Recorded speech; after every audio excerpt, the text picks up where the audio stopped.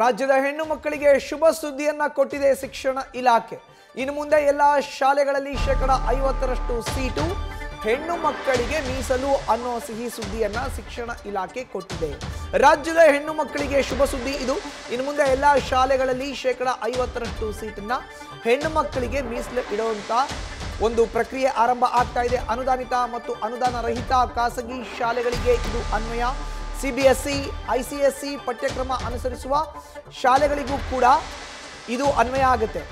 ಭಾಷಾ, ಧಾರ್ಮಿಕ, ಅಲ್ಪಸಂಖ್ಯಾತ ಶಾಲೆಗಳನ್ನು ಹೊರತುಪಡಿಸಿ ಈ ಆದೇಶವನ್ನು ಹೊರಡಿಸಲಾಗಿದೆ. ಹೆಚ್ಚಿನ ಮಾಹಿತಿ ನೀಡಿದರೆ ನಮ್ಮ ಪ್ರತಿನಿಧಿ ಪ್ರಗತಿ ನೇರ ಸಂಪರ್ಕಕ್ಕೆ ಜಾಯಿನ್ ಆಗಿದ್ದಾರೆ. ಪ್ರಗತಿ, ಇದು ರಾಜ್ಯದ ಹೆಣ್ಣು ಮಕ್ಕಳಿಗೆ ಸಿಹಿ ಸುದ್ದಿಯನ್ನ ಕೊಟ್ಟಿದೆ ಶಿಕ್ಷಣ ಇಲಾಖೆ. 50% ಸೀಟನ್ನ ಹೆಣ್ಮಕ್ಳಿಗೋಸ್ಕರ ಮೀಸಲಾಗಿ ಇಟ್ಟಿರೋದು. ಈ ಒಂದು ಪ್ರಕ್ರಿಯೆ ಯಾವಾಗಿಂದ ಜಾರಿಗೆ ಬರುತ್ತೆ ಪ್ರಗತಿ?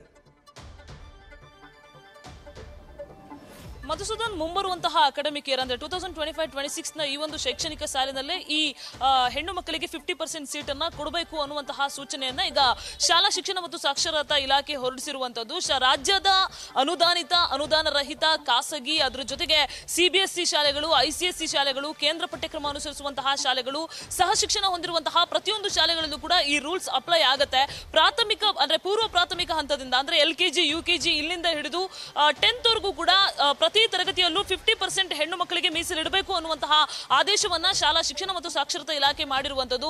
ಒಂದೊಮ್ಮೆ 50% ಹೆಣ್ಣು ಮಕ್ಕಳು ಇಲ್ಲ ಅಂತ ಹೇಳಿದ್ರೆ ಅಂತಹ ಒಂದು ಸೀಟನ್ನ ಮಾತ್ರ ಹುಡುಗರಿಗೆ ಕೊಡಬೇಕು ಅನ್ನುವಂತಹ ಆದೇಶವನ್ನ ಹೊರಡಿಸಿರುವಂತದ್ದು. ಅದರ ಜೊತೆಗೆ ಅಡ್ಮಿಷನ್ ಪ್ರಕ್ರಿಯೆಗೆ ಮತ್ತೊಂದಿಷ್ಟು ಕಠಿಣವಾಗಿ ಈ ಸಲ ಶಿಕ್ಷಣ ಇಲಾಖೆ ಸ್ಟ್ರಿಕ್ಟ್ ಆಗಿ ರೂಲ್ಸ್ ಅನ್ನ ಇಂಪ್ಲಿಮೆಂಟ್ ಮಾಡಿದೆ. ಏನಪ್ಪಾ ಅಂತ ಹೇಳಿದ್ರೆ ಅಡ್ಮಿಷನ್ ಮಾಡುವಂತಹ ಸಂದರ್ಭದಲ್ಲಿ ಪೇರೆಂಟ್ಸ್ ಗಾಗ್ಲಿ ಅಥವಾ ಮಕ್ಕಳಿಗಾಗ್ಲಿ ಒಂದು ಟೆಸ್ಟ್ ಅನ್ನ ಮಾಡ್ತಾರೆ. ಆ ಟೆಸ್ಟ್ ನ ಬೇಸ್ ಮೇಲೆ ಕೆಲವೊಂದು ಖಾಸಗಿ ಶಾಲೆಗಳಲ್ಲಿ ಫೀಸ್ ಅನ್ನ ನಿಗದಿ ಮಾಡ್ತಾರೆ ಆ ಮಗುವಿಗೆ. ಆ ರೀತಿಯಾಗಿ ಯಾವುದೇ ಒಂದು ಶುಲ್ಕವನ್ನ ಹೇರುವ ಹಾಗಿಲ್ಲ ಅನ್ನುವಂತಹ ಸ್ಟ್ರಿಕ್ಟ್ ರೂಲ್ಸ್ ಅನ್ನ ಮಾಡಿರುವಂತದ್ದು. ಜೊತೆಗೆ ಆ ಶಾಲೆ ಎಷ್ಟೊಂದು ಶುಲ್ಕವನ್ನ ಹೇರುತ್ತೆ, ಎಷ್ಟು ಶುಲ್ಕ ಇರುತ್ತೆ ಅದೆಲ್ಲವನ್ನು ಕೂಡ ಆ ಮಗು ಅಡ್ಮಿಷನ್ ಆಗೋದಕ್ಕಿಂತ ಮುಂಚೆನೆ ಆ ಶಾಲೆಯ ಫೀಸ್ ಅನ್ನ ಪಬ್ಲಿಷ್ ಮಾಡಬೇಕು, ಅಂದ್ರೆ ನೋಟಿಸ್ ಬೋರ್ಡ್ ಅಲ್ಲಿ ಹಾಕಬೇಕು, ಜೊತೆಗೆ ಸ್ಯಾಟ್ಸ್ ಅಲ್ಲಿ ಅಪ್ಲೋಡ್ ಮಾಡಬೇಕು, ಜೊತೆಗೆ ಸಾರ್ವಜನಿಕವಾಗಿ ಕಾಣಿಸುವ ರೀತಿಯಲ್ಲಿ ಇಡಬೇಕು ಅನ್ನುವಂತಹ ಆದೇಶವನ್ನ ಈಗ ಶಿಕ್ಷಣ ಇಲಾಖೆ ಹೊರಡಿಸಿರುವಂತದ್ದು. ಜೊತೆಗೆ ಇದೆಲ್ಲ ಜವಾಬ್ದಾರಿಯನ್ನು ಕೂಡ ಆಯಾ ಜಿಲ್ಲೆಯ BOಗೆ ವಹಿಸಿರುವಂತದ್ದು, DDPIಗೆ ವಹಿಸಿರುವಂತದ್ದು.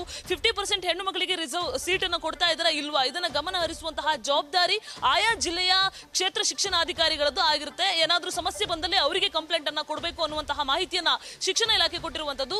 ಮಧುಸೂದನ್, ನ್ಯೂಸ್ ಫಸ್ಟ್ ನಿರ್ಭೀತಿಯಿಂದ ನಿಮ್ಮ ಪರವಾಗಿ.